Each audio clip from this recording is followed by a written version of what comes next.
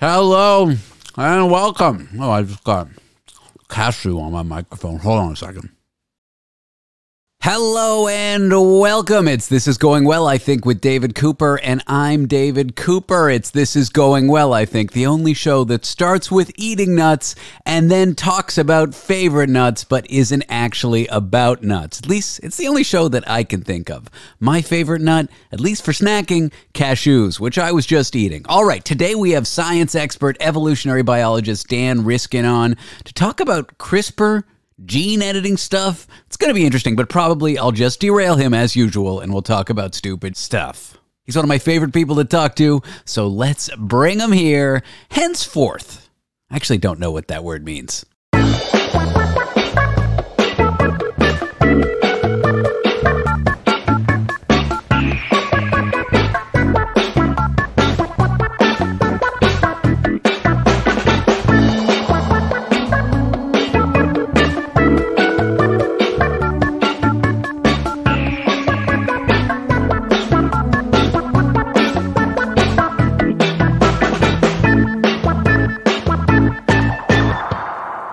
David Cooper? Well, if it isn't, oh my, it is. And let me just... Bada bing, bada boom, scappity dap dap. Are you good at scatting? Are you a scat man? I'm more of a fecal pellet guy. You know Scatman John, right? I know what scat is. I don't think I know who Scatman John is. Oh, he was the pop star. He's dead now, but he wrote that awful song, I'm a scat man, skibbity-biddy-bee, ba-ba-ba-da-bo. You know the one. Yeah, I do know that one, yeah. Yeah, it's his like only hit. Poor guy. Anyway, for a while there, I would go to bars and pretend to be the heir to Scatman John's fortune. And I'd get my friends to tell people, you don't know who he is? I mean, besides the fact that Scatman John was black and I am not black, but that really doesn't matter. No, not for that. In fact, if anything, it helps. Perhaps it does. My brother went to a Guns N' Roses concert last night. And there's this little girl in the band now. She's like 30, but they picked her up when she was in her early 20s. She plays the synthesizers. For Guns N' Roses? For Guns N' Roses. He didn't mention that, but he did mention about how Slash was throwing guitar picks into the audience and how chaos ensued. Yeah, people need their, what do you call it? The guitar picks. They're called guitar Yeah. No, they're fixed. It's Melissa Reese is her name. Melissa Reese, okay. She's kind of a startling pick for them. I'm going to share my screen, which is kind of boring for everyone listening, but that's what she looks like. Oh, she's got a sort of a white hair, like a silver hair. Her hair is dyed sort of a platinum color. Yeah. She kind of looks like, I don't know, like an anime girl. Is that a thing? Do you know what that stereotype is? Well, I can see the picture of, she was born March 1, 1990. So she was born after all their hits came out, basically. Yeah, and I guess she's 33. She's not really a kid. But they picked her up when she was pretty young.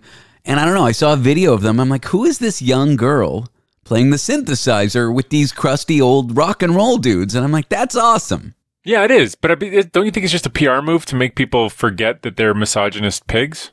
Well, maybe, but I imagine she also has the chops, so it's sort of the best of both worlds. You get a fucking awesome, creative, youthful injection into your band, and then you don't have to look like a crusty bunch of old white rock and roll dudes. I saw the Pixies not too long ago, and they have replaced their bassist, who is a woman whose name I can't remember, but she started the Breeders. But she left on not great terms, I think, and now they have a new female bassist who sings the female parts and plays the bass, and that's got to be a tough act to follow, because she's sort of an iconic person whose name I don't know, but the fact that I don't know her name doesn't make her any less iconic in the world of rock, because that's not my gig. Fair enough. Are you a music head, as it were? Yeah, I like music. I really do like music. It speaks to me. I was on a treadmill, literally on a treadmill, although metaphorically I'm often on treadmills. But this time I was literally on a treadmill running, and I was listening to podcast after podcast, and I was flicking. I was like, I couldn't find one. Obviously, I'd listened to all of yours, and if you'd had any new ones that I could listen to, that clearly would have filled the... You mean all the ones I've taped with you've listened to? Yeah, those are the ones I listened to. But no, I was like, you know what? I'm going to listen to some Nick Cave and the Bad Seeds. And so I listened to Nick Cave and the Bad Seeds, The Mercy Seat. And then I really got a good run in. And then I was like, now I'm going to listen to Johnny Cash sing that song.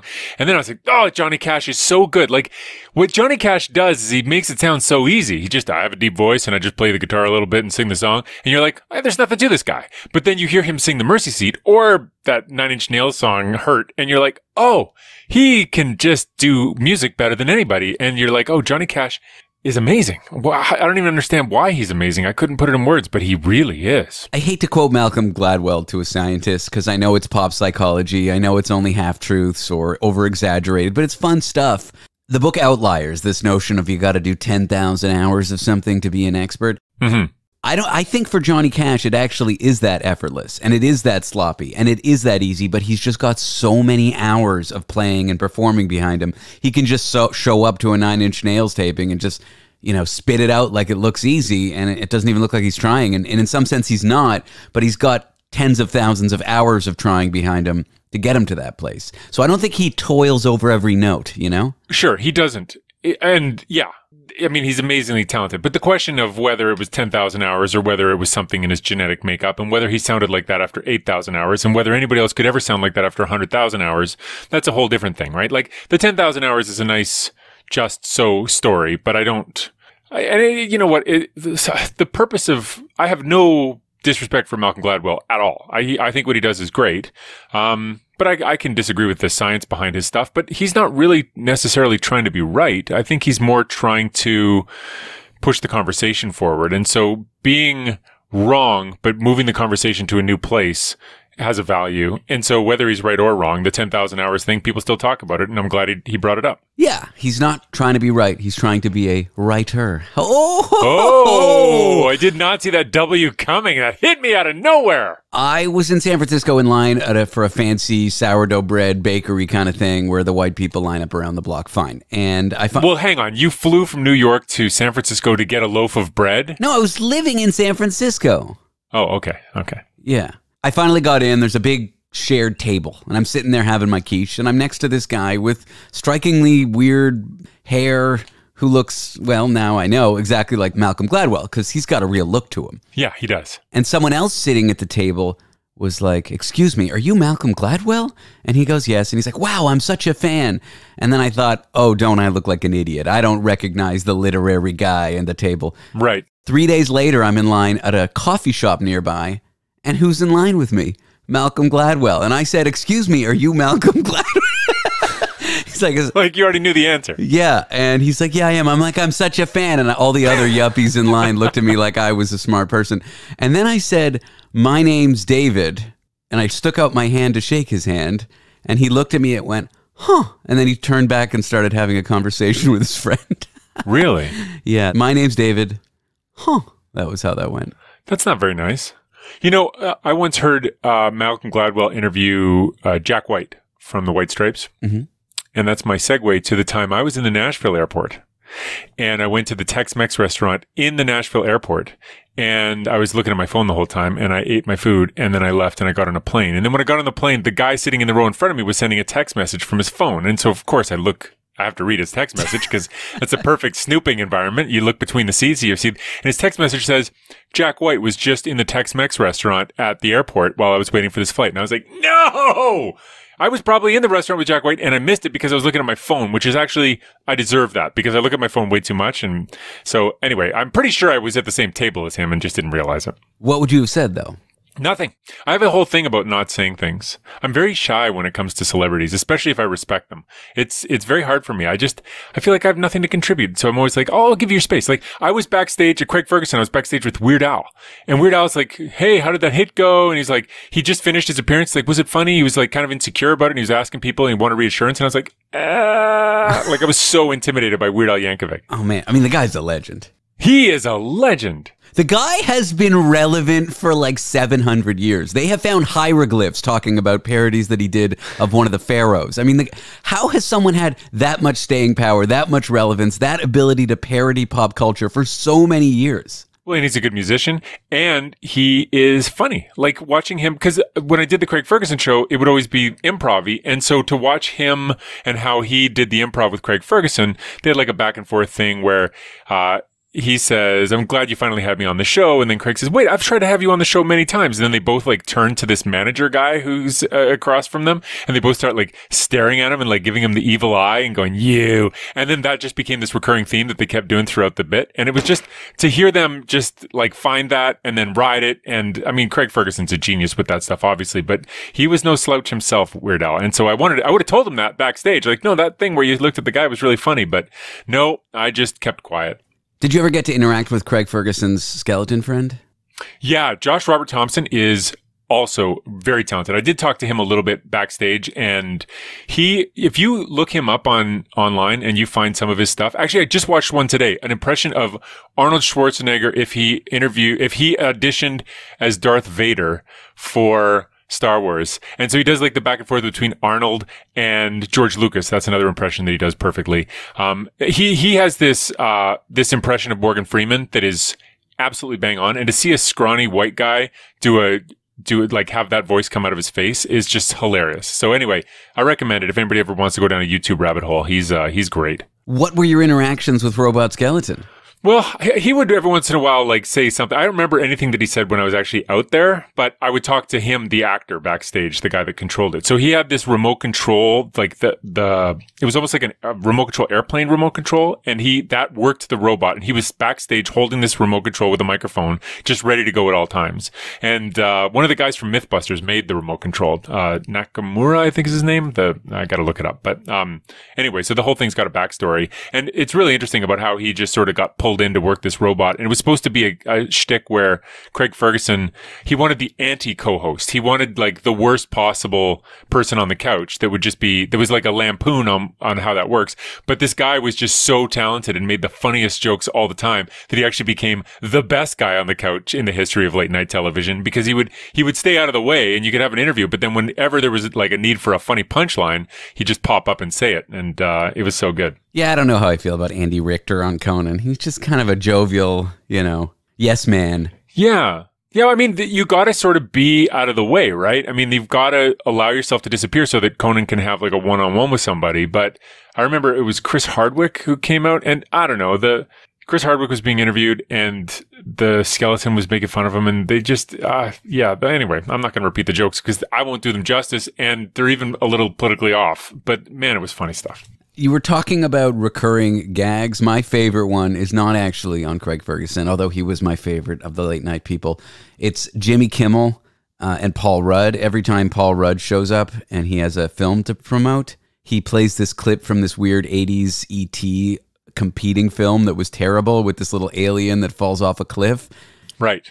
And they've done it probably 20 times. Yeah, it's just really funny. And he makes Paul Rudd promise he's not going to do it again. Yeah. And then he'll like play an Ant-Man clip, and then it will go to this shitty movie. I think it's called like Ed and Me, or it's a weird movie. Oh, it's called Mac and Me.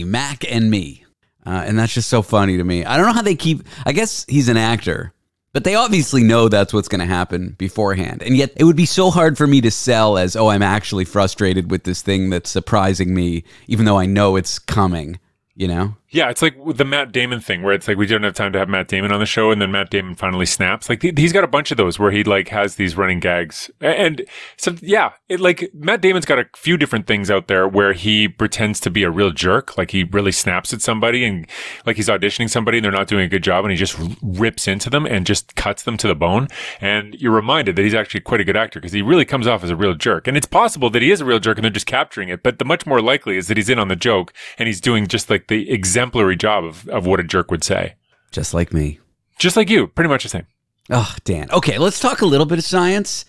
Oh, I forget my thing about spiders now. You don't like them, right? Fuck. Dan, this always happens. Oh, yeah, spiders. Let's talk spiders. I don't like them. I don't like how they vomit silk. And so when you walk into a spider web, not only are you worried a spider's going to attack you and bite you in the face, which 9 times out of 10 it will, you're literally walking through spider vomit. Disgusting, Dan. I want to put you at ease. It doesn't come out of their mouth. It comes out of their butt. Spider poop. It's more like spider poop. It's not spider vomit. That would be gross. It comes off of spinnerets, which are attached to this. There's two of them, and they're on their bum. But the thing about spider webs, as you must well know, because you're a science nerd, is that it's got material properties that are quite incredible, and that it goes beyond what any human manufactured thread can do. So like we make rayon, we make nylon, and we even have silk, which is natural. And like spider silk is way stronger than that. It's got a stronger tensile strength. And if we could make lots of it, we could use it as a material for making not only like bulletproof vests, but like nice clothes and all these things. But it would also be biodegradable. So it wouldn't be plastic based or metal based. Like there's all kinds of advantages to potentially using spider silk. But the thing is, spiders don't like to make a lot of it. You can't just put a spider, in a lab and keep pulling web out of their bums. They're just not going to go for that. They just don't like it. And you can't just ask them to spin lots of webs in a lab, lots of them together, because they eat each other. And so then it's a whole problem. But the animal that does do something like that is the silkworm. Now, I knew that silk came from silkworms, but I had never looked into the process by which silk is taken from those silkworms. Can I bore you for a second? No, it's wild. I've seen videos of where it's done. Yeah, it's crazy. So if anybody's listening and they don't know this, because I just learned this as I was researching for this story, is that silkworms, they basically, it's like just a boring caterpillar of a species of moth that can no longer fly, apparently, because it's been domesticated for so long. 4,000 years they've been making silk out of them. So that the adults are only reared in captivity. They can't even fly anymore because of artificial selection. So these caterpillars, they eat a bunch of leaves for a long time, and then they go into a cocoon. And their cocoon is this...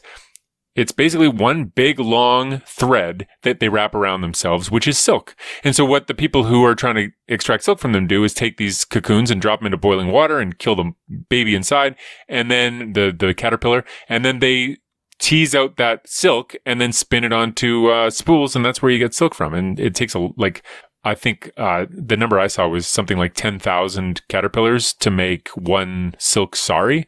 But anyway, wouldn't it be cool if they could make spider silk? Well, researchers have genetically engineered some caterpillars of that species to, instead of making silk, to make spider thread. And so now these things are producing spools of spider silk, which is way stronger. They're saying, according to their calculations, it's 6 times stronger than Kevlar. And now they've got this material that they can use to start making stuff. So it's a very exciting use of genetic technology that I think is pretty awesome. So they're like genetically printing somehow these worms. Like, how do you get the spider DNA in the worm? You use some tweezers. How does it all work? It's a micro injection of a whole bunch of eggs. They said over 100,000 eggs they had to micro inject. And what they do is they have this CRISPR technology, which what it does is it goes into a body and it finds a DNA sequence that it's looking for, and it cuts it, and then it'll paste a new sequence into it. So it's almost like search and replace on a word processor, where it looks for the word dungeon, and every time it sees the word dungeon, it takes that word out and replaces it with spider silk. And so you do that with the DNA of these caterpillars, and it takes out the protein that makes their silk and puts in a protein for this spider silk. And so then when the caterpillar grows up, it makes the thing it's supposed to make. And to know if it worked, because you can inject into tons of them, and sometimes it works and sometimes it doesn't, they also injected a thing that makes their eyes glow red, like the Terminator, if you shine them under certain colors of light. And so the way they knew they had the right caterpillars is they'd like shine a light, and only the caterpillars with glowing red eyes were the ones that had successfully received the DNA. So these things not only make spider silk, but they also have glowing red, terrifying eyes. It's the beginning of a very scary movie, but it's also very cool. It's reminding me of the Terminator. Yeah, it looks like the Terminator. It really does. What's going to prevent rogue scientists with just brushing up against you on the street and injecting you with some CRISPR, and then all of a sudden you got red eyes? Nothing. Oh, boy. That's the beauty of CRISPR. And the thing is, like, what you can do with CRISPR is you can, like, let's say... Here's an application of CRISPR that they're trying to do. I told you there's this copy and paste technology. So what they can do is they can take CRISPR, and it doesn't paste the new protein. It pastes the CRISPR machine design.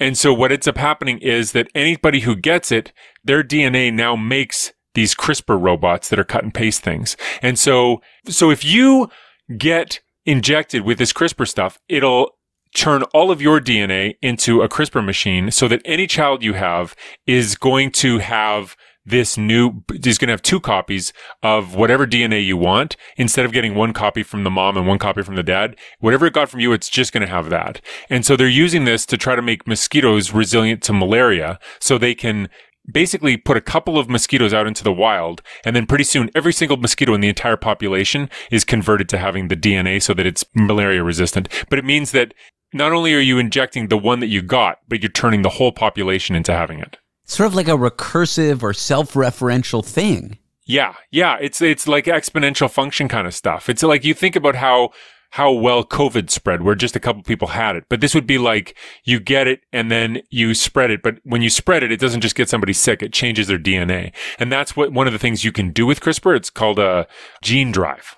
Once you do it, there's no going back. And so people are like, that'd be great to get rid of malaria, but what if something unintended happens? Like, what if the DNA jumps from mosquitoes to people? Or what if it turns out that it changes something else fundamental about their DNA that we need to change back, and now we can't? Like, what do you do? Yeah, I think a part of that's just this idea of playing God with DNA. Something bad will happen. It's fear, uncertainty, and doubt. But a part of that is, well, this technology can be used on us. It just so happens it's not on mosquitoes. But if you have this sort of catastrophic, you spread it to one person, it rewrites their DNA so that their DNA is now a spreading, reprinting DNA. I don't know. It's kind of scary. I normally don't get scared by these fear, uncertainty, and doubt kind of things, but this one, it's a little freaky. So let's say you've got an island off of the coast of New Zealand that's got rats on it, and you want to get rid of the rats. Well, you can release a rat with some kind of a genetic time bomb, a ticking time bomb that makes them die at a very young age, or makes them infertile or something like that. And you can make it one of these CRISPR things that takes off and sweeps through the whole population and kills every single rat on the island. Theoretically, it would work really well, be really targeted, would only happen to the rats. But what if life finds a way a la Jurassic Park? What if that gets out and somehow it jumps via a virus and gets into a person, and then all of a sudden it sweeps through the people and we kill all of ourselves? Like, there are just really scary repercussions for this stuff that it's so powerful. They could really be effective, but we just don't know all the unknowns. Yeah, but I don't know, a cosmic ray could come and hit a piece of your DNA right now, scramble it so it turns into a CRISPR machine randomly. No, it's not going to do that. No. What'll happen is if a DNA hits your thing, you pass it on to your kid, and if it doesn't work and it's bad for them, eventually it'll disappear from the population, because you'll pass a copy on, your partner will pass on a copy of something else, and then, over time it'll just drown out. Like, it'll disappear. It'll be like dropping some red dye into a big bowl, and it'll just eventually fade away. But with this CRISPR stuff, it turns all the other particles into red dye, and so eventually the whole bowl is totally red, and there's just no escaping it. But I'm saying a strand of genetic material could randomly mutate so that it just happened to be a CRISPR-style piece of genetic material, and that could cause humanity to be wiped out without us actually modifying the DNA. Yeah, the odds of that are pretty low. It would be like... More likely an asteroid's going to hit us? Yeah, it's more likely an asteroid's just going to hit us all and wipe out our planet. I think that is way more likely than the random mutation towards a CRISPR machine. My favorite one, when people are saying, okay, this, for example, an airplane that you're on might crash, or you might die from COVID, or whatever the scary thing is, as long as it meets the threshold of, I am more likely to get stung and killed by killer bees than whatever this horrible outcome is, then I'm usually okay with it. So I guess my question for you is, CRISPR destroying all of humanity, or you getting stung by killer bees? I think it's more likely that we'll all be stung by killer bees. I don't know, CRISPR... Although CRISPR could be used to modify killer bees to make them extremely killer. Yes, it could be that CRISPR is used to kill us all via modified killer bees, which would really make it a tie, and then we wouldn't know who to pay out. But I don't know. The thing about CRISPR is that, like, the technology isn't... It's in the hands of any basic geneticist can do this stuff now. Like, it's not that hard to do. And so... there was this rogue scientist in China who made CRISPR human babies, like modified their DNA, didn't make the machine that is going to pass it on forever, but took a gene that makes them susceptible to HIV and then switched it for a copy that makes them not susceptible to HIV, and just to prove that they could do it. They didn't really have the consent of the parents, and the scientific community exploded with anger. They were like, whoa, you were not supposed to be just playing with this on humans.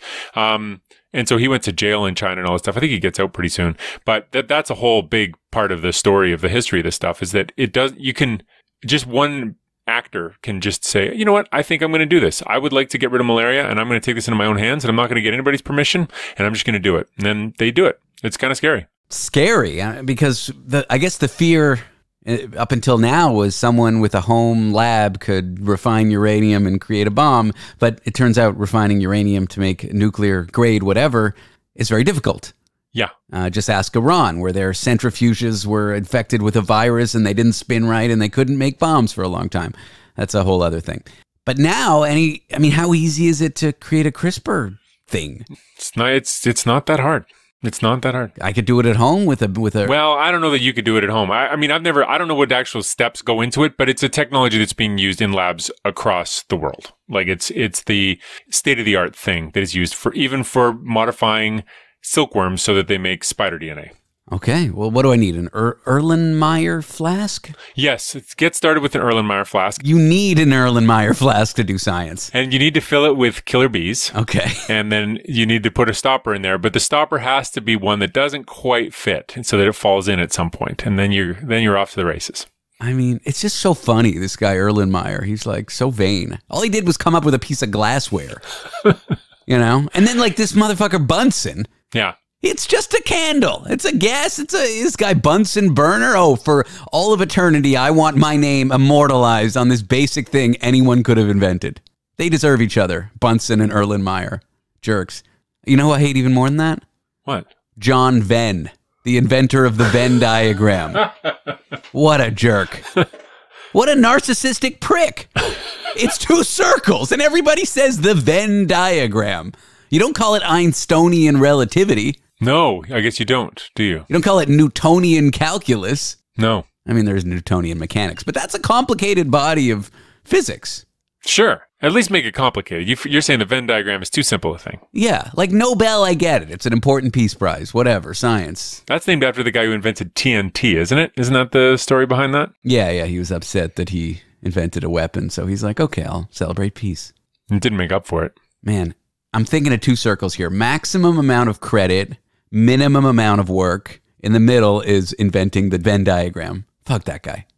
Not only that, he was like a kook. He was like into alchemy and all that stuff. And astrology. He was a real kook. I researched the guy. But back it up. So you'd researched him, and you're saying there'd be two circles, and they would overlap, and then he would be, in the middle would be his name. Uh-huh. Okay.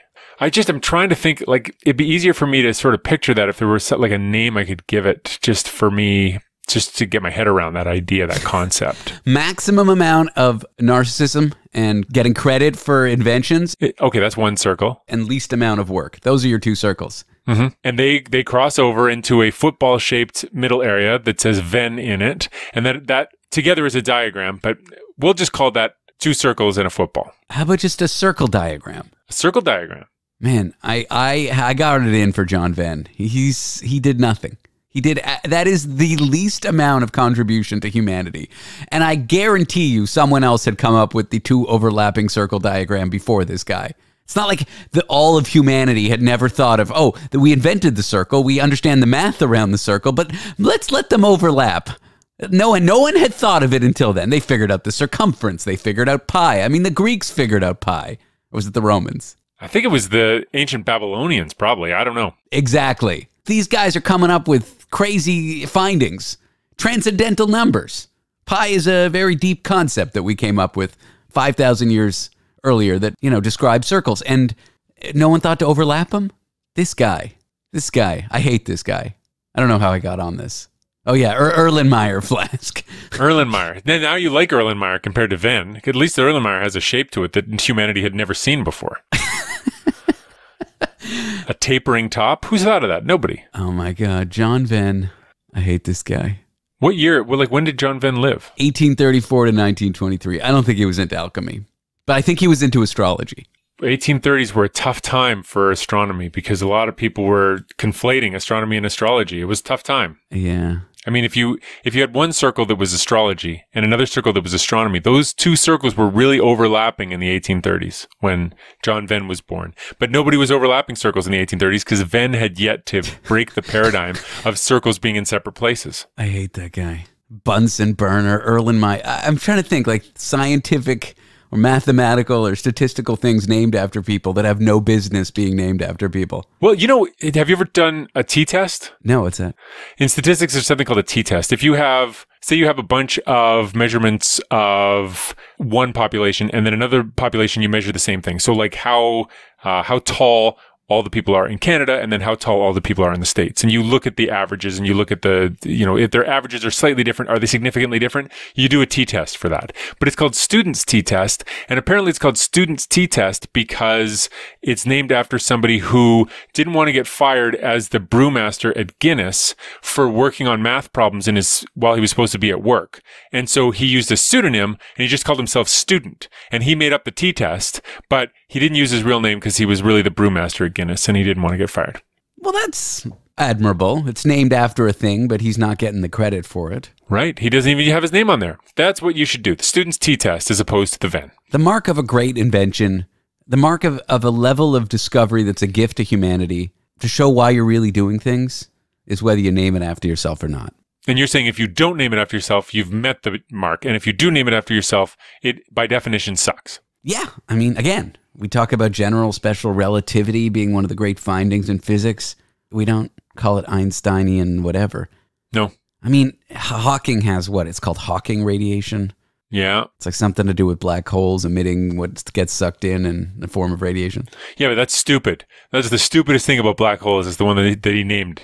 I don't know. I don't know much about it because I'm not smart, but I will say this. It's not like every day I'm talking about Hawking radiation. Every company, every shitty boardroom with every shitty corporate presentation, there's a Venn diagram. I kind of like Venn diagrams. Yeah, but they're just two circle overlapping diagrams. Yeah, I like them. Dan, we should probably end it there.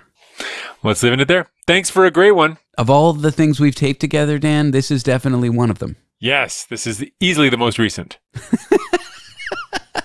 The most recent. Dan, if we have a Venn diagram where one circle is people I like and the other circle is you, if we overlap them, there you are in the middle. Thanks. Right there with John Venn. You like that? Yeah, I do. All right, Dan, have a good day. Thanks for doing the show. As always, will you show up next time after this travesty of a recording? We'll do it again. You know what? Next time, I had this idea for a topic. It's a bit of a crazy one. Let's talk about Kevin Bacon. Okay. Let's talk about Kevin Bacon. Woo! Thanks, Dan. All the best. Bye.